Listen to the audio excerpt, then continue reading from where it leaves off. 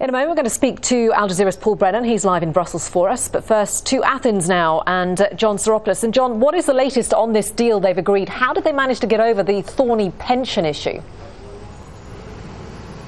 Quite simply, they found the money elsewhere in the budget, and the sources that we spoke to at the Prime Minister's office haven't specified exactly where so far. There was some freedom of movement for the Greek coalition to find the €3 billion that they were originally asked to shave off of the 2012 budget in the broad areas that they chose at their discretion. Some areas were specified. Minimum wage was specified. That wasn't flexible. Some cuts in pensions were specified. They were not flexible. And some cuts in pensions will go down this year.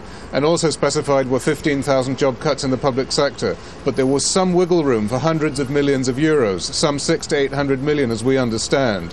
And the final tranche of 300 or 400 million was found elsewhere in the budget. We are going to try and find out where that money is now going to be cut from. There are also discretionary ministerial funds which may have come into play for this. All right, so the key thing is the deal has been reached, but the unions clearly are going to be furious at this. They'd already announced a 48-hour strike on Friday. What is it going to mean?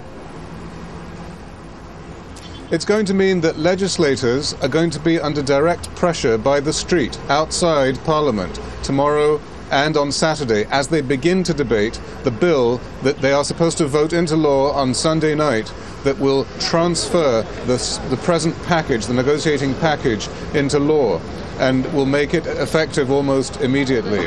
It'll also mean that we are going to be reminded of what the human cost is going to be of these austerity measures. It's fine to deal in numbers on the table between the Troika and the government, but this is also going to mean poorer families, poorer pensioners, poorer young people entering the labour force. You mentioned a 22% cut in minimum wage earlier, but that is going to be more like 32% for anyone entering the workforce who is under 25.